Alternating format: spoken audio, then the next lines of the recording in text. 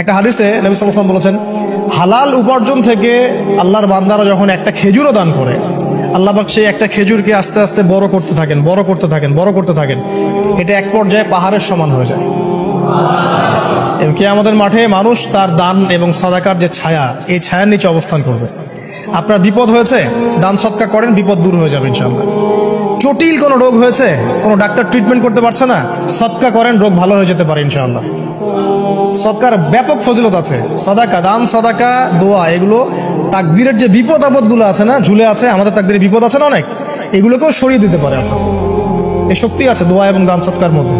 আল্লাহ পাক আমাদেরকে বেশি বেশি সাদাকা করার তৌফিক দান করুন, আমিন। আর সাদাকা নফল না করতে পারলেও কমপক্ষে ফরজ যাকাতটুকু দিবেন, ফরজ যাকাতটুকু দিবেন, কারণ যাকাত, সদকা এবং ব্যবসা এগুলো হচ্ছে ইসলামিক অর্থনীতির মূল ভিত্তি।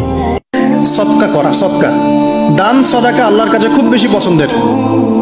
দান সদকা করার জন্য সম্পদ লাগে না, আমার কথা শোনেন, দান সদকা করার জন্য সম্পদ লাগে না, কলিজা লাগে, মন লাগে। বহু বড় বড় মানুষ আছে দান সদকা করতে পারে না, কোটিপতি, যাকাত দেয় না, আছে না? আর বহু গরিব মানুষ ভ্যান চালায়, কৃষিকাজ করে, দেখবেন 100 টাকা দান করে দিল। মন থাকতে হয়, মন, কলিজা বড় থাকতে হয়।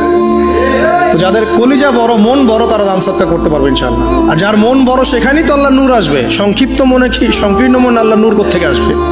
কথা বুঝতে পারে নাই? তো দান সদকা বাড়ান। আপনি 1 টাকা দান করেন, 5 টাকা দান করেন, হালাল রিজিক থেকে 1 টাকা দান করেন, সেটা আল্লাহর কাছে অনেক বেশি পছন্দের।